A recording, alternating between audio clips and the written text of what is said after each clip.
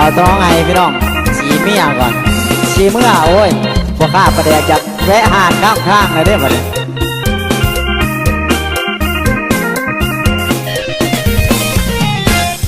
เมียอายมาเมียอายมาน้องเอ้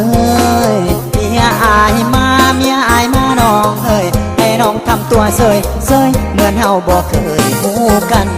บ่แม่นอายนั้นบ่แม่นอายนั้นยานเมียระดับอาเซียอาเฮียนำหน้าสเมียบ่ยานบาดกาดหอดบ้านสิถึงไม่ค้านก็ตาย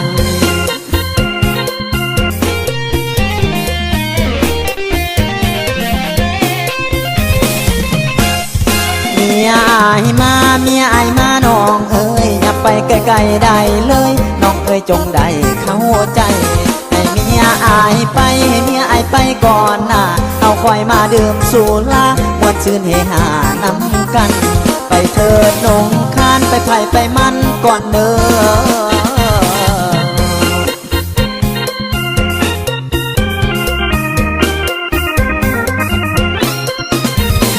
จนยืนเสิร์เมียเสนอมาสีมือใส่ตกกระใจเมียน้ำหมอดหานจากกันว่าเมื่อเฮาต้องเสือความลูกความเมียยันมันเสียหน้ามนสีเมื่อวันนี้โอกาสนี้วันหน้าสิมาหาน้องไม่อย่าเสียใจน้องลาสิมาแต่แน่นอ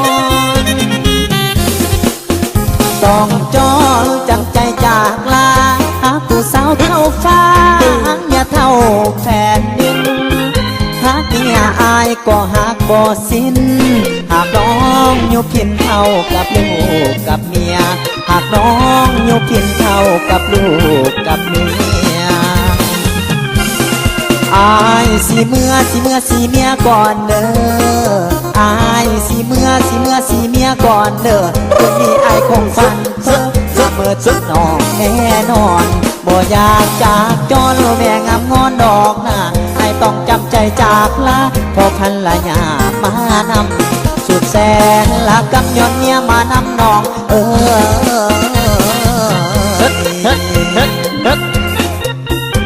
ตอบสนองให้พี่น้องทั้งพวกข้าประแดกมาเด้อกัน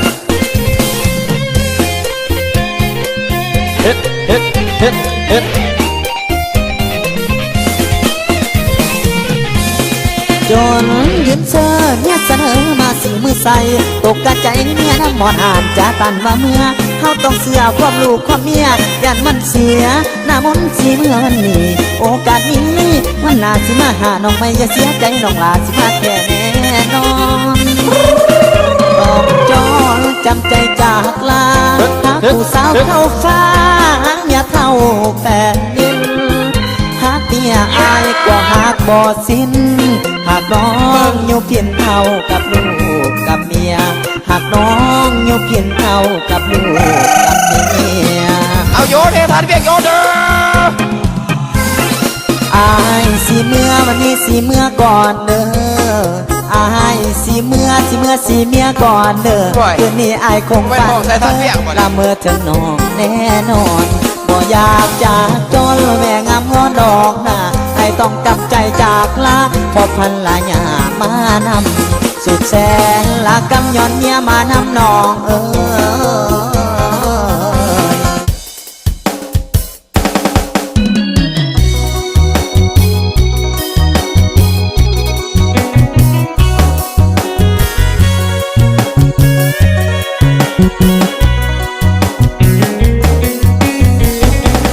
ได้หมายจันทั้งหลายพันปีแต่บ่เห็นมีจักที่ดวงจะลงดับกระต่ายตัวน้อยขอคอยด้วยใจน้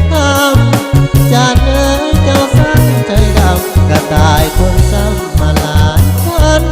ปีเส้นทางตัวอ้ายมันมาหายนกขาดหักน้องแสนนานแต่มีคนทานยาเม็นย้อนมีสงสารแบ่งปันกันกับยุพินเมฆากับฟ้าและดิน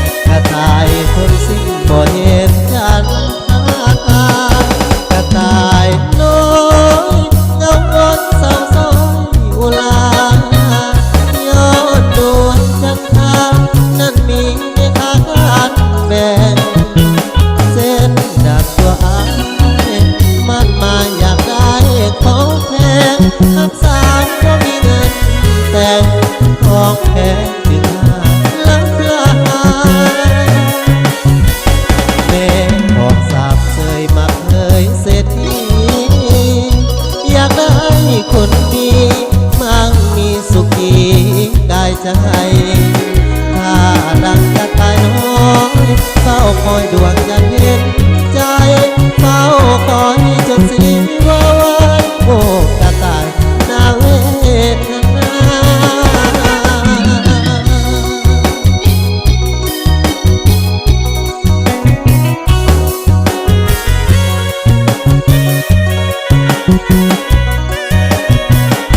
กระต่ายน้อยงามไว้เศร้าซ้อนอุลายอดดวงจันทรา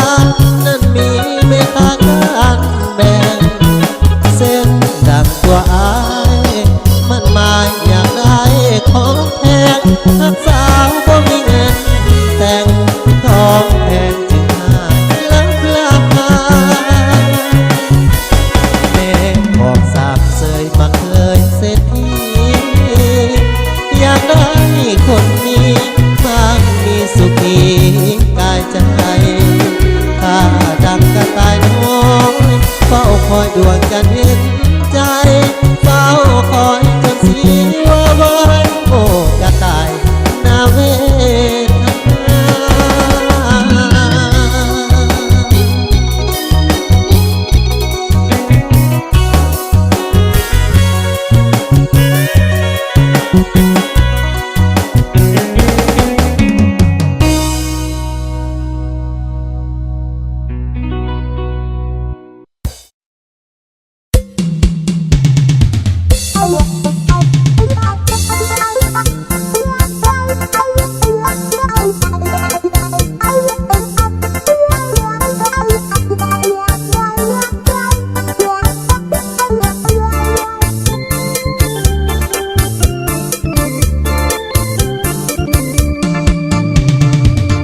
โอ้แม่ดอกลันทมรู้ไหมตาคม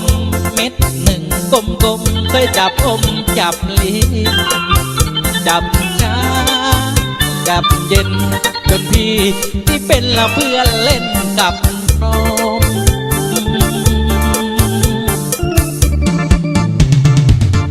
นมเอ้ยนมเคยอมเคยเล่นนมเอ้ยนมเคยอมเคยเล่นตั้งแต่เป็นเด็กน้อยแม่บอกแม่นั้นหนอเพิ่นนั้นซุ้มฟังแม่นั้นควักนมออกให้อมแม่นั้นจมนมออกมาปอดย่ำลูกอ่อนแม่หูลูกหิวเป็นตาคิ้วย่ำนมแม่หาวเต้าเอาเต้าทั้งดูดทั้งดึงเต้าเอาเต้าทั้งดูดทั้งดึงเป็นข้อพึ่งจองดึงนมเต่าอมย่ำเต่าย่ำใบย่ำแล้แม่บ่แซงให้เศร้าไม่คันแม่บ่แพงให้เศร้าให้คันบางก็ยันแม่ห้องทุลกแม่บ่ปุ่งแม่ยังให้ดูดปูดจ่าปูดจ่าปูดจ่าปูดจ่าปูดจ่าปูดจ่าปูดทั้งปากดูดมือเล่นหัวนมบางก็อมนอนเล่นซื้อโอ้ยอ่อนซ่อนที่แต่อย่างน้อยตะกี้มีความสุขขนาดพี่น้องแม่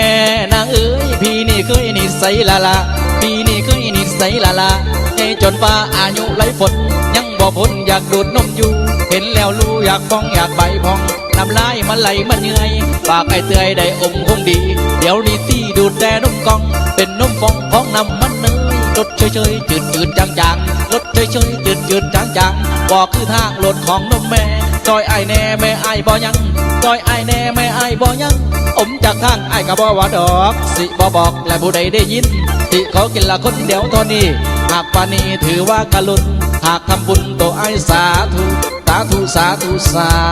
ธุนอนมนอดูดโอ้ยอ่อนซ้อนนอนมพี่ดอกเห็นกล่องมันอยู่แก้มทางก็มีแห้งกันเบาเรื่องนมเฮ้ย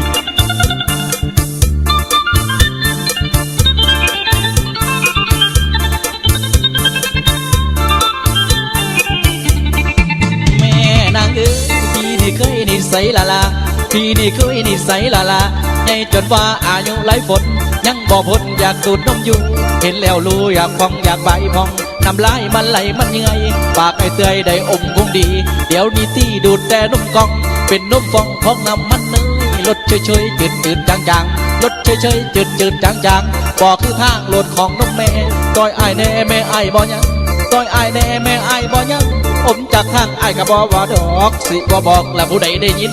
สิขอกินละคนเดียวเท่านี้หากปานี้ถือว่าการลุ้นหากทำบุญโตอายสาธุสาธุสาธุสาธุโอ้แม่ดอกลั่นคมรู้ไหมตาคมเม็ดหนึ่งกลมๆเคยจับอมจับเล่นจับเช้าจับเย็นจนพี่นี่เป็นละเพื่อนเล่นกับน้องผู้ใดอยากดูดนมขอมือแน่ขอมือแน่อ่อนซ้อนบาดาดำเมาทั้งหลาย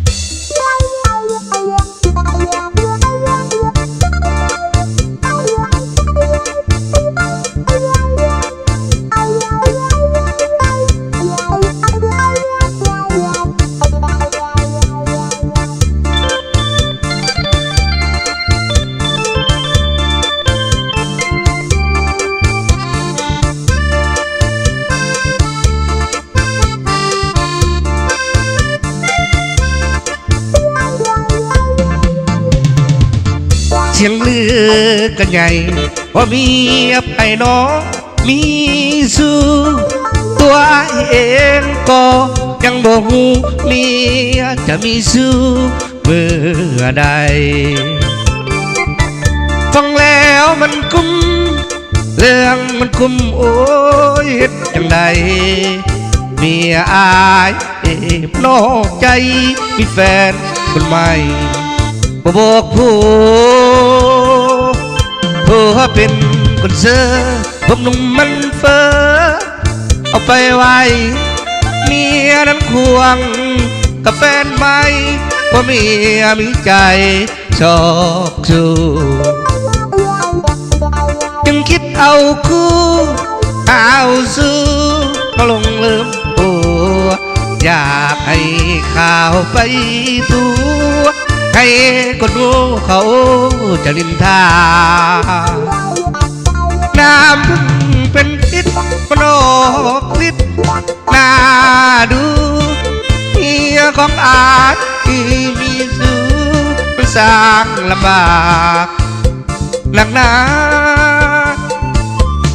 เจ็บใจจริงเมื่อผู้หญิง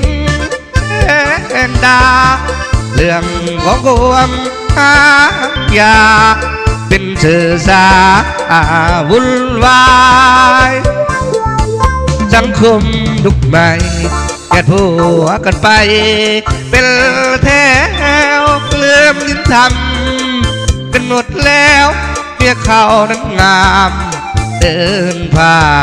นจงคิดดูเถิดเสียชาติเกิดแต่เสียผู้ชายน่าบ่อายเป็นผู้หายมาเอาเบีย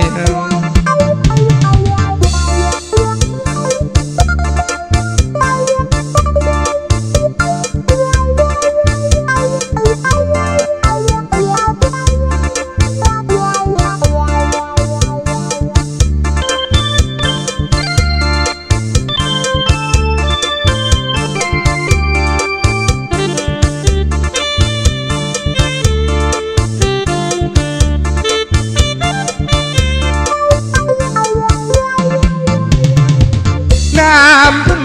เป็นพิษมันออกฤทธิ์น่าดูเมียของอายที่มีสู้สร้างลำบากหนักหนาเจ็บใจจริงเมื่อผู้หญิงแก่ดาเรื่องของความอยากเป็นเสือสาวุ่นวายสังคมยุคใหม่แก กันผัวกันไป เป็นแถวลืมสินธรรมกันหมดแล้วเพียเขานั้นงามเดินผ่านจงคิดดูเถิดเสียชาติเกิดเทโนผู้ตายหน้าบ่อายอายเป็นผู้หายมาเอาเมีย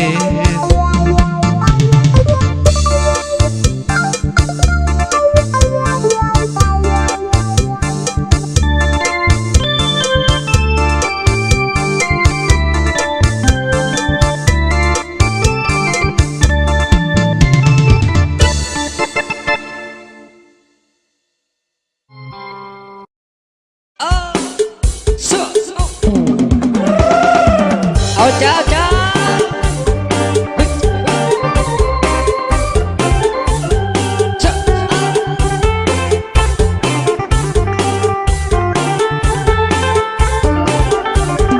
ในปากมันอยากสู่แนวก็แล้วหาแต่แนวกินได้อายุจนว้าวสิบจนอยากจีบอยากกินดวงใจกินเฮาตกกันบ่ไว้น้ำลายมันไหลกินอยากอันนั้นอยากนกอยากได้สาวแข่งกันได้เห็นยังกันทำสั่งตัวมันอยากลมอยากอยากเบาอยากได้เจ้ามาเกายามคันอยากเห็นหน้าน้องทุกวันก็เป็นอาหารทางจนปันนี้บ่มีเสามียาจนปันนี้บ่มีเสามียาปัญหาดังบ่เศร้าตื่นมือเศร้าอยากมีนักเทียนอยากกินนักไว้คอยขามาตังอยากยังมันพ่อไข่คอยอยากหลายน้ำหลับน้ำนอนว่าแต่ลุงหวยใส่หมอนที่ผักสีบอนมิสนนแนวทางย้ำไปย้ำมาย้ำยางอยู่ใส่ไก่สร้างอยากมีคู่ใจ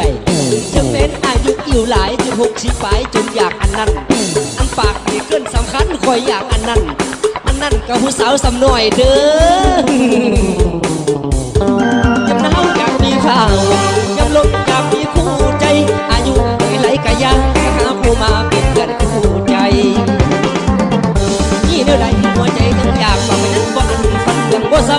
ตื่นมือเศร้าเขาบ่มีถอยอยากที่น้อยอยากกันอยากอยากผู้สาวโอ้ยซุ่มน้อยโอ้ยซุ่มน้อย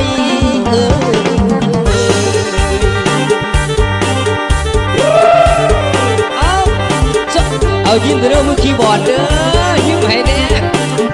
โ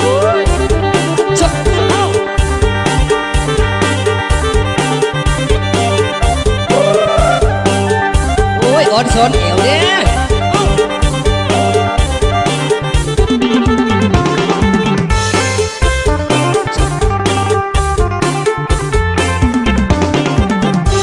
อยากอย่างมันพอไข่แต่ว่าคอยอยากหลายย่ำหลับย่ำนอนว่าแต่ลมหวยใส่หมอนสิผักสิพรมือสนนเนบข่างย่ำไปย่ำมาย่ำยางอยู่ใส่กระสังแบบมีคู่ใจถึงเป็นอายุคอยหลายจน60ปลายจนอยากอันนั้นอันปากนี่เกินสำคัญคอยอยากอันนั้นกับผู้สาวซ้ำหน่อยเด้อยำหนาวอยากมีข้าวยำลมอยากมีคู่ใจอายุเลยไหลกะยังอยากหาผู้มาเป็นเพื่อนคู่ใจนี่เดี๋ยวไหนหัวใจยังอยากทำว่าอันยังว่าเศร้าตื่นมือเศร้าเขาบ่มีถอยอยากที่น้อยอยากกันอยากกินกันอยากผู้สาวโอ้ยสุกน้อยโอ้ยสุกน้อย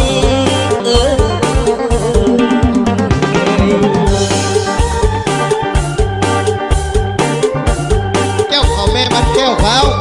พ่อมันก็แจ็บเขาแดงเฮ้ยผมซ่อนเด้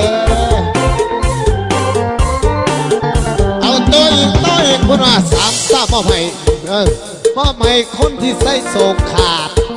เข้าคนมาดิเอาขอมือเอา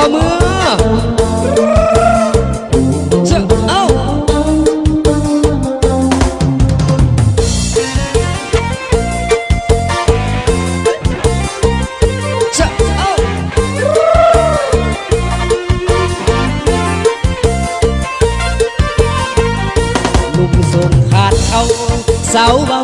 บ่มีขี่มาเป็นอยู่ลาสักว่ากระเป๋าเงินแปรนอนเดินตื่นสวย ถ้าเอาเป็นผัวถูกแท้เสื้อเมย์ผู้ชายพันนี้อยากใส่ขี้มาได้ฟังเสียความรู้สึกอยากใส่ปีลึกที่โตหาดีบ่มีสาวตาบ่ถึงตัวอายนี่แหละคนดีถ้าเอาเป็นผัวเบิ่งตีสิหูถ้าอีกตัวจริง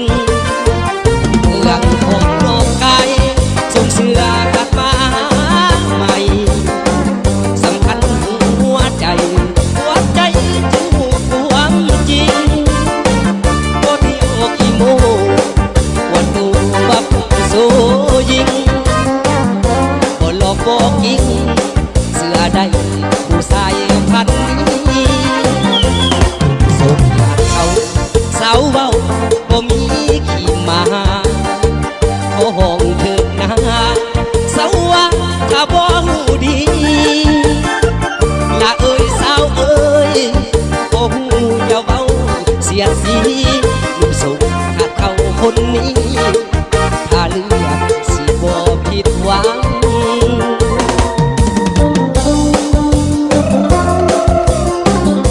เอาเจ้าขอมือดิขอมือดินะดิ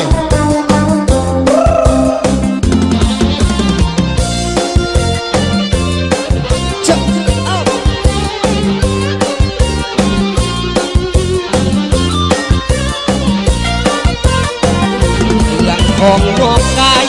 ส่งเสื้อขาดมาใหม่สำคัญหัวใจจึงหูความจริงบ่เที่ยวขี้โมว่าตัวว่าโพโซยิงบ่หลอกบอกยิงเสื้อใดผู้ชายพันนี้ลูกส่งขาดเขาสาวเบาบ่มีขี้มาโอ้ห้องเถิดนะสาวว่าถ้าบ่หูดีละเอ้ยสาวเอ้ยบ่หูจะเว้าเสียดสีลูกส่งขาดเขาคนนี้ถ้าเลือกสิบ่ผิดหวัง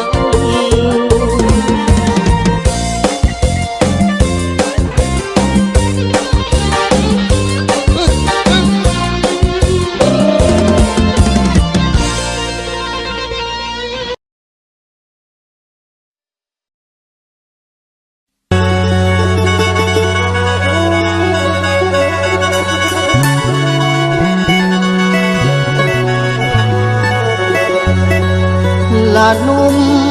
ยาโสเด้อมองเศร้าเหงาอุลาบ่เว้นวางสาวพนางหลีกเลี่ยงไปเคียงสู่วิวา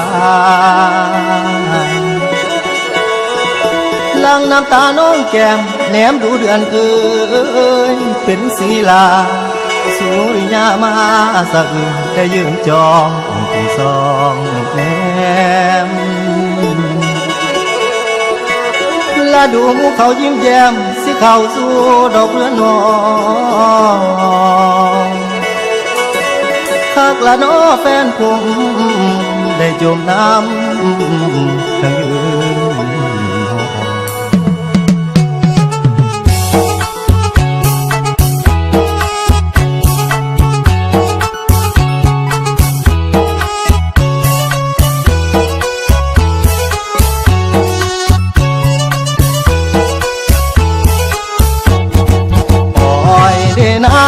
ยืนห้องน้ำตาน้องไหลลังหัวอกพังแผลตาเอาสาวเจ้าช่างพังจากพี่ซ้ำบ่มีหวังดวงแดดบ่แย่แสเลยนางสั่งคำลงใดใจคนแพ้โอ้ยเป็นแพ้นมเนาความสุขมีแต่เจ้าชายเศร้าทุกวันหอดมือนั้นคงสิมวนสุดทรงปากได้เสียงน้อยลงไปสวยงานนางน้องยืนมองน้ำตาไหลหยดยืนมองเขารดน้ำสักให้เธอ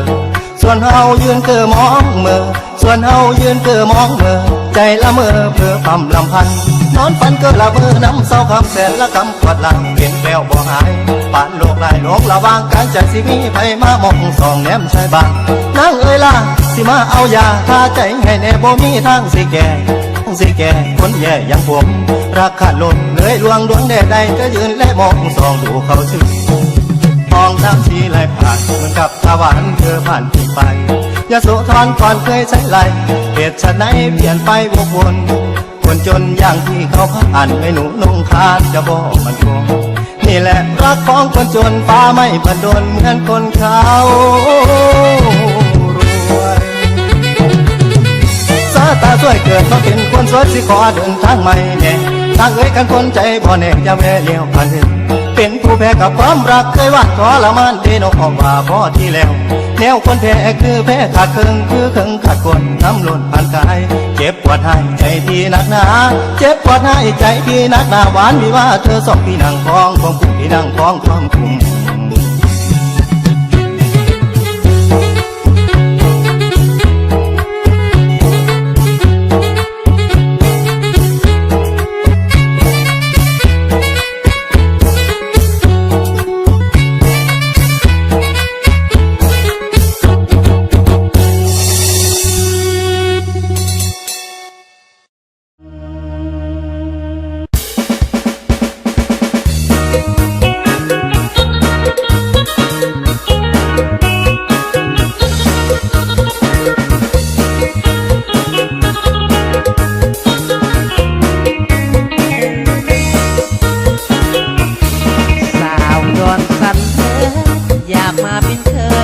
น้องได้บอกดอนสันบ้านใหญ่บ้านคนน้องอยากได้อยู่บ่ผู้เบาดอนโคหัวใจของอายนี่ขอมองให้แต่นวลนาโนสาวดอนสันทางดอนคิวโกงน้องยอมตกลงหักอายบ่หากเพียงถึงน้องคิดทิ้งก้าวย้อนน้องนำโส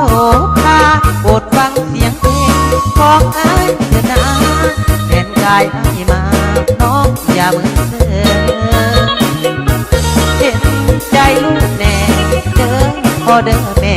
คนอยากเป็นเคยผู้บ่าวดอนโคงคนนี้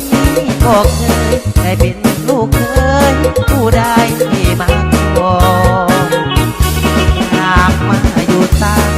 ความเพียงเคียงนาผูกโมผูกแต่ผูกมากตัวดินขายราคาแพงด้วยเหตุหน้าแล้งหน้าปีตลอดสร้างบุญอย่างนาจึงสิได้มาความเพียงเคียงมอนน่าญาติหลายเด้ญาติเขาก่อนเคยบ่ได้สอนผมเพียงขนมโดนผูกบ้านนาบ้านอยู่บ่ไกลกับน้องดอกนาถ้าน้องเห็นใจให้น้องมาเมื่อยามในลาบ้านหาดนอกโอ้เบาแสนลามถึงอยากไปถามข่าวเบาบ้านดงมีหลายหมู่บ้านอยู่ในดอนโคงสนใจจนล้นฝากเพลงส่งมา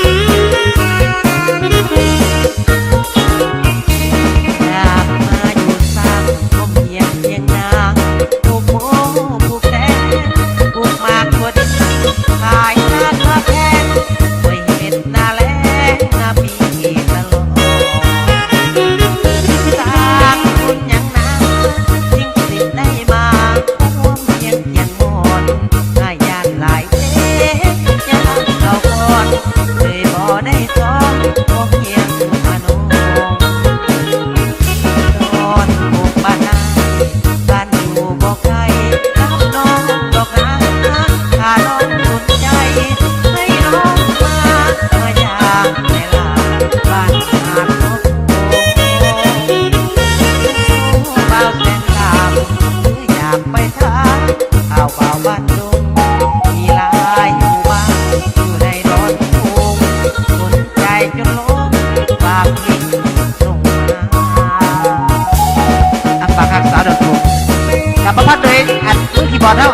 แกมึงดนตรีเฮานักเสียงเฮาเนี่ยนักเสียงเฮาเนี่ย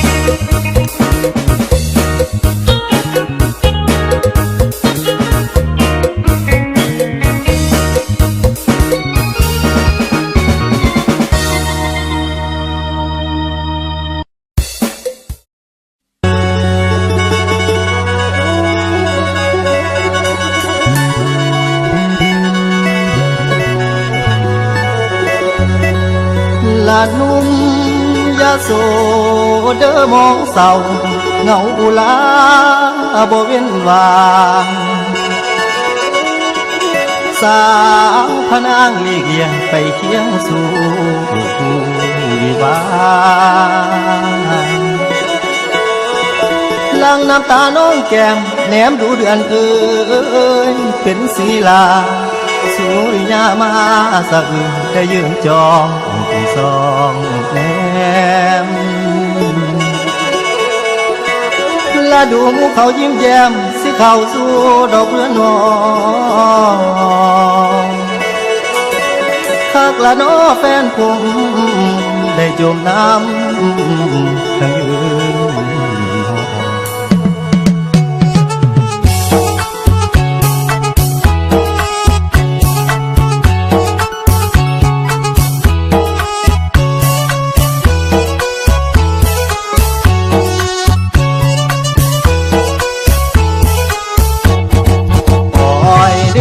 ืนชายยืนห้องน้ำตาน้องไหลล้างหัวอกพังแผลตาเอาสาวเจ้าช่างคำจากพี่ซ้ำบ่มีกวางดวงแดดบ่แย่แสเลยนางสร้างคำลงใด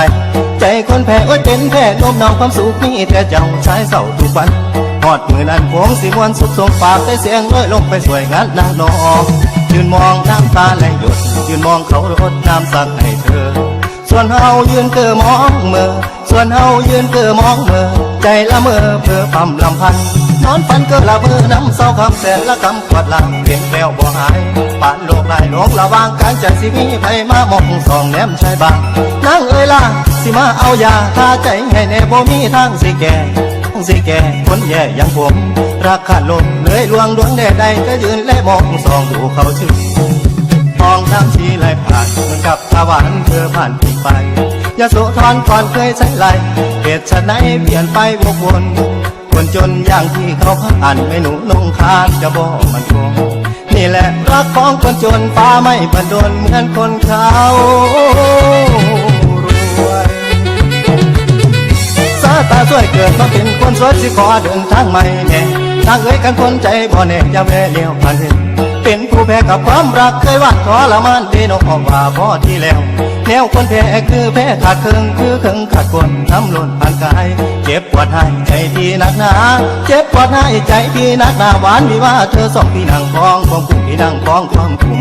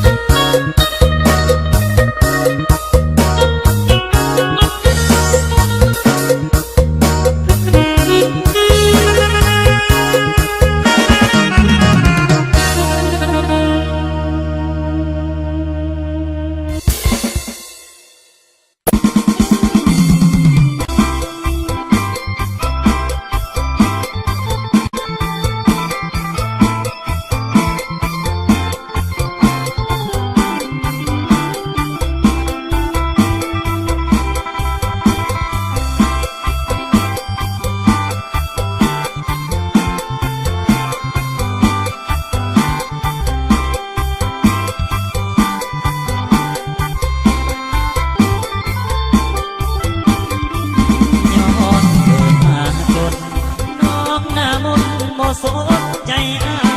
ยเพียงได้เห็นน้องก็เดินกายบอกผิดอะไรควันใจลืมสิ้นเขาผ่านมาวันตาสั่งหอยมุมผิดสร้างโหดมาแค่น้องยุบยิบสนสังสาวดินบอกปรารถนาพออายมันจนจึงหินหนหากินสาวเขาขาดวัตถุทรัพย์สินเงินคำผิวกายก็กำดำดังดาหน้าที่เวียดนามขอหากินไปตามภาษามีบ่สาวใดเมตตาที่จะมาเห็นใจคนจนพ่อแม่กาดยาหน้าตาสักดาก็ใหญ่มีเหลือจะให้ขวัญใจละกำลำบากจึงเลือกคนรวยเพื่อคนสวยควรจนยากเหตุผลนี้สองเฮาจึงพาฝืนใจจากกันด้วยความตาใส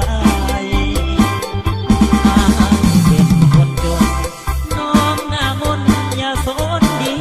กว่าอย่าได้มาเมตตาเกื้อกูลอย่าทุนห่วงน้องลาลีพอน้องจบไป